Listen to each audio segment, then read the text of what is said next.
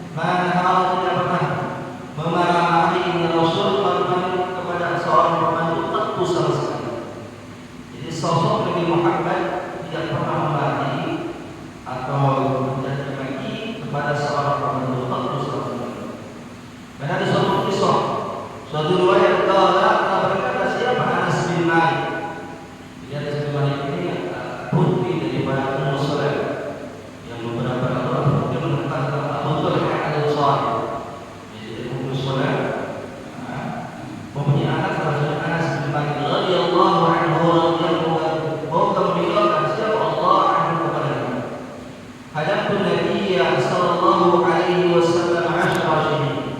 Jadi umur sahabat ketika anak ini Anas itu umur 10 tahun dibawa sama ibunya untuk hadir untuk membantu atau bahasa teladan atau menghibah itu menghormat kepada Nabi Muhammad sallallahu alaihi wasallam. Jadi membantu Nabi Muhammad dari itu namanya Anas bin Malik.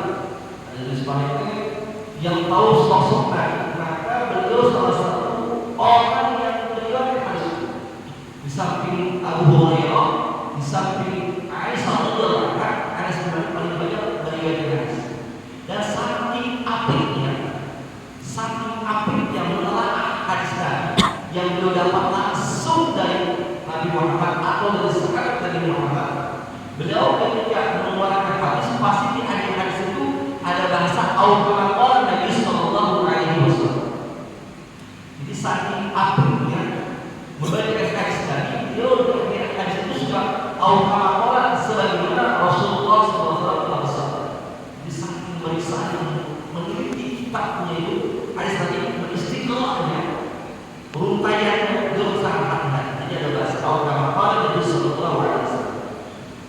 Bapak orang itu jadi dia umur 10 tahun ini ada sebab itu nama Nabi. Maka berkatalah Bapak orang tidaklah berkata Nabi kepadaku, kata Nabi upil qattu dengan kata ibu. Jadi kalau Nabi Muhammad SAW apa membantu tak pernah memuji aku, tak pernah qattu sama sekali. Walau qala li syai'in sana'tu, dan Nabi Muhammad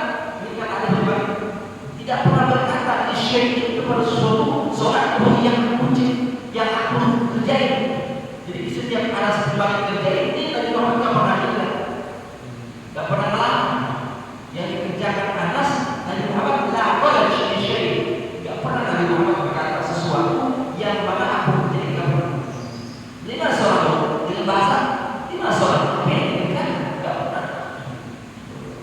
Wala syai'in tarku, dan Nabi pun tidak pernah berkata sesuatu yang mana aku kerjakan, yang aku tinggalkan.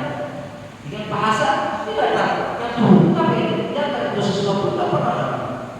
Jadi seorang Nabi pada pembantu tidak pernah menanyakan tentang pekerjaan yang aku kerjakan dan meninggalkan sesuatu yang tidak pernah tanya. Wala ta'amaniyan yasul, dan Nabi pun tidak pernah meninggalkan daripada istri-istri Nabi, tidak pernah. Jelek istri Nabi, tidak pernah. Dengan berkata illa qala, kecuali berkata Nabi da'awhu inna kana hadza kitabun muqaddarin. Dengan Nabi berkata tegakkanlah dia, sesungguhnya ini sudah ketentuan dari Allah Subhanahu wa taala.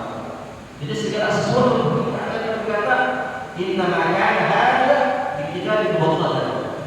Ini adalah sebuah sudah ketentuan dari Allah Subhanahu wa taala. Ada bahasa Allah dan qadar Allah. Kalau qadar sesuatu kejadian yang belum terjadi. Kalau qadar ketentuan kejadian yang telah terjadi. Jadi kalau ada bahasa ini, kenapa kita bodoh? Ini mau boleh takdir Allah. Ini bahasa. Jadi kalau Allah punya ketentuan yang belum terjadi, belum terjadi. Kalau qadar terus terjadi. Kenapa saya buat dari sana ya? Ini pemahaman yang bahasa Jabariyah Qadariyah. Kenapa katanya dia kaya? Dia mengatakan usaha. Kenapa dia miskin? Yang Allah sudah menentukan yang miskin. Tidak begitu langsung. Tetapi yang benar adalah paham ada sunnah wal jamaah semuanya.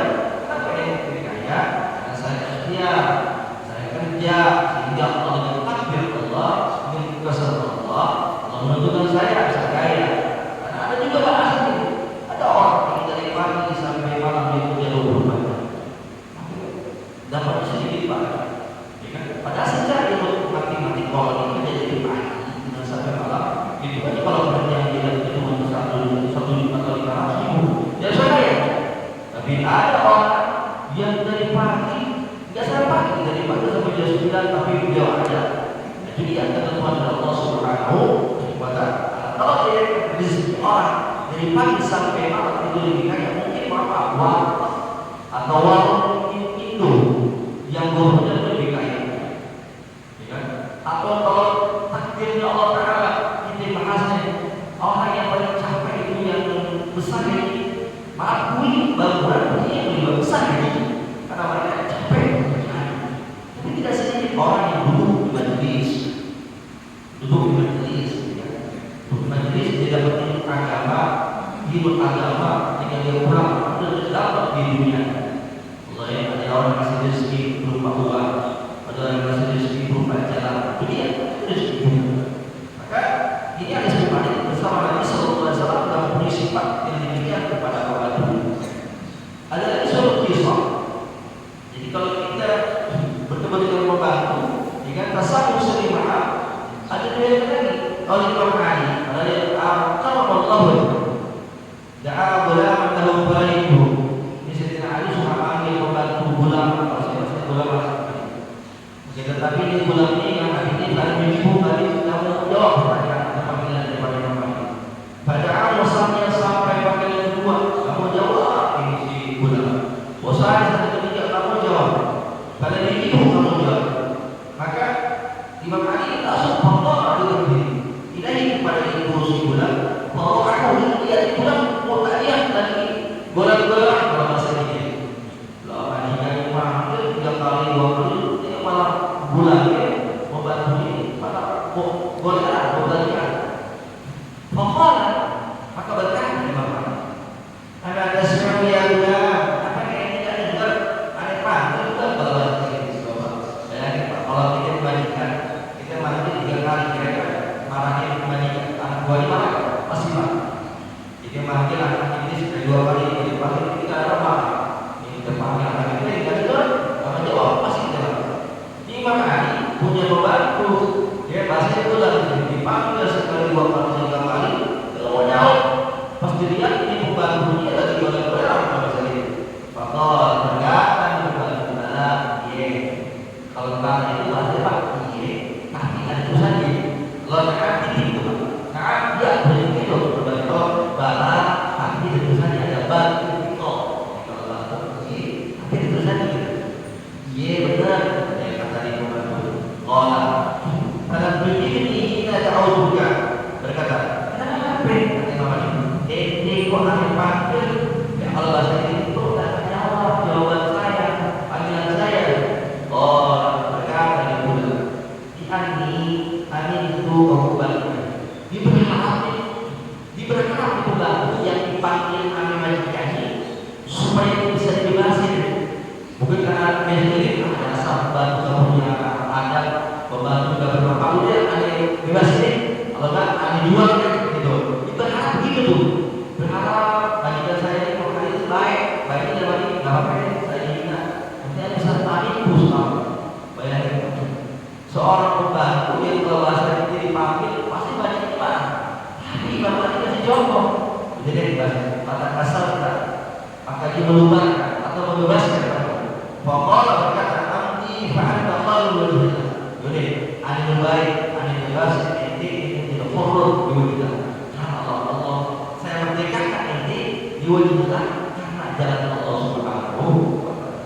Coba kira-kira kalau itu membantu ya membantu bikin Quran itu pasti terus ya kalau dia terkait pada baca tapi Imam Ali karena mengikuti akhlak-akhlak Nabi besar Muhammad sallallahu alaihi wasallam dalam kita mengemukakan yang lubang yang terakhir Warubiya an Qais bin Asim ada namanya sahabat namanya Qais bin Asim ya ini Qais bin Asim anu bayyana wa yujzu ketika itu dia bayyana suatu sahabat yang duduk di hadis Imam Qais dan suatu hari tidak di kampung itu tidak ada kemudian yaitu bisawfin air suam masaqat min al Imam kalau dalam kita lain Imam Ali Zainal Ali Imam Ali bin Husain Imam Ali bin Husain dalam kita Imam Husain duduk pas duduk tiba-tiba ada pembantu di pembantu ini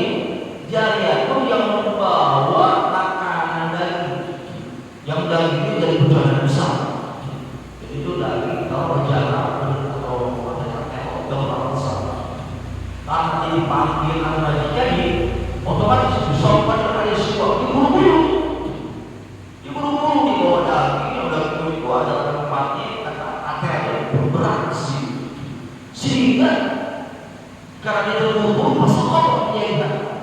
dia jatuh.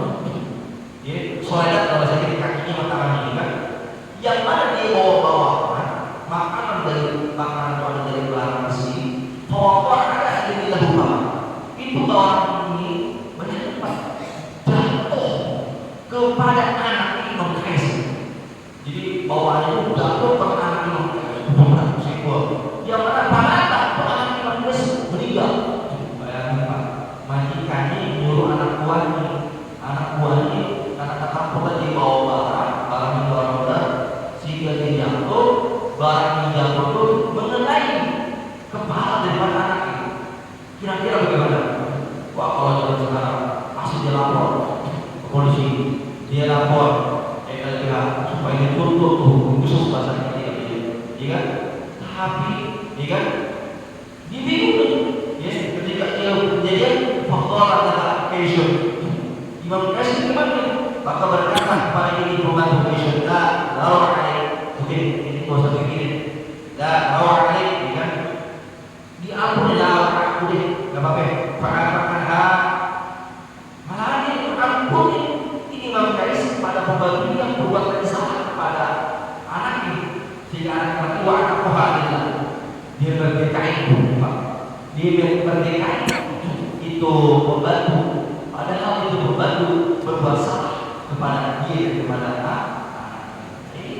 Kalau kisah-kisah dalam kitab akhlak yang disesani, yang mana kalau ketika ketika pembantu tidak salah, tasawuf itu sering sering memaafkan kepada pembantu.